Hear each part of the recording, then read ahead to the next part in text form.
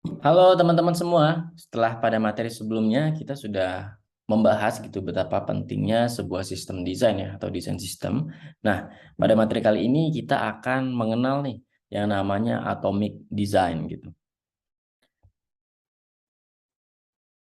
Apa atomic design itu teman-teman? Atomic design adalah sebuah metode desain. eh, Jadi atomic design ini bukan tentang menciptakan sebuah halaman aja gitu ya, melainkan membuat gambaran besar dan sistem.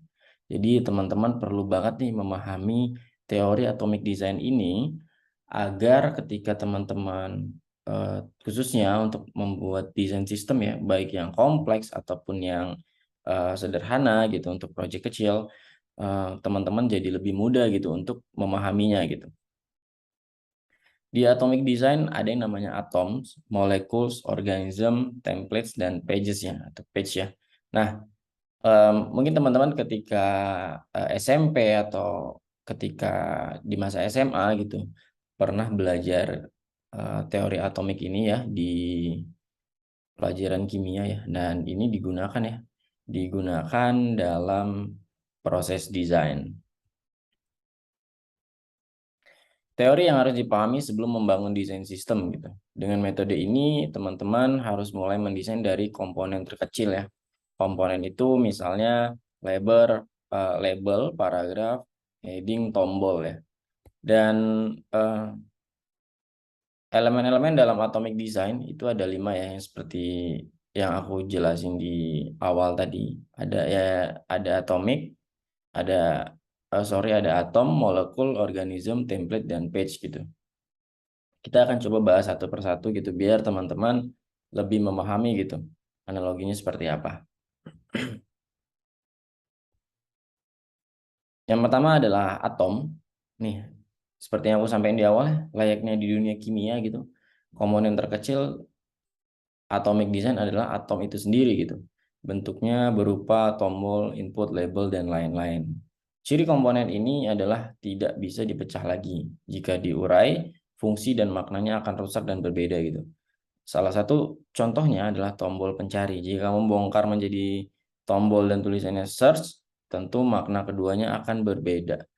Em, Hal lain yang termasuk di atom ini adalah kayak typography ya, kemudian color.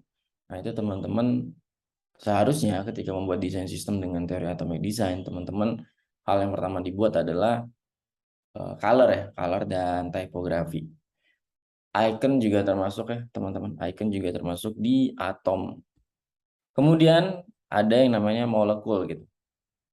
Jika beberapa atom tadi kita kumpulin, mereka akan membentuk sebuah molekul. Nah, molekul ini punya fungsi khusus yang lebih dari atom. Misalnya, teman-teman menggabung ya atom, tombol pencari dan input pencari. Semua itu akan membentuk fitur pencarian yang utuh gitu. Jadi gabungan antar beberapa atom.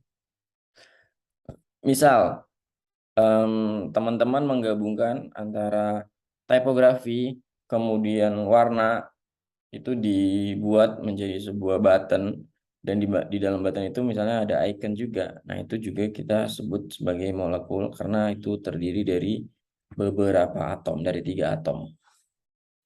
Sampai sini harapannya teman-teman bisa mulai ya memahami bagaimana membangun desain sistem yang baik dengan teori atomic design gitu.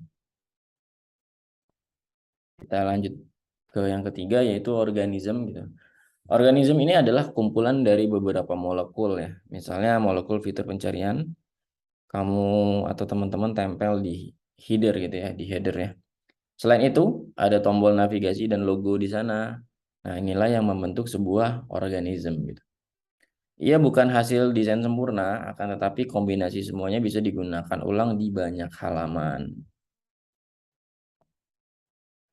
Em, Penggunaan yang reuse ya atau digunakan berulang kali itu kita bisa eh, buat di desain sistem menjadi sebuah komponen ya yang bisa kita gunakan berulang kali.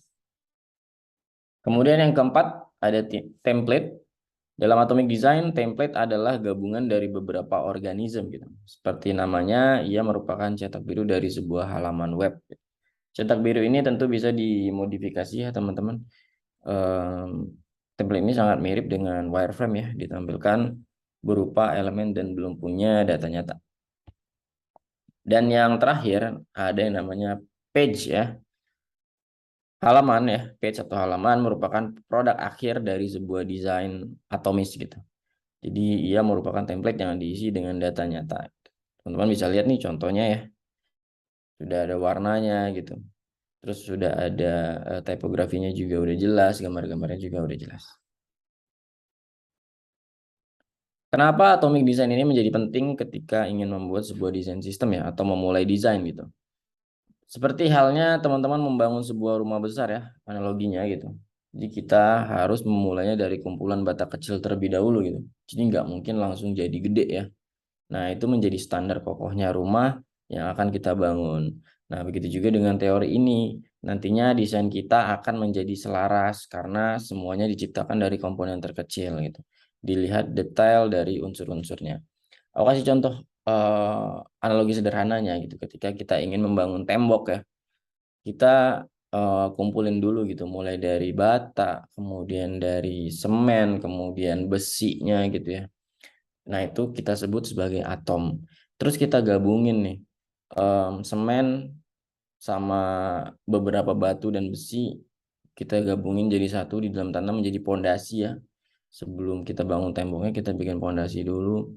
Terus kita gabungin ya si bata merah dengan semen, itu kita gabungin, kita susun-susun menjadi sebuah tembok. Dan semennya kita gunakan lagi untuk menutupi si batanya atau kita plester gitu ya, sampai jadilah sebuah tembok yang kokoh gitu.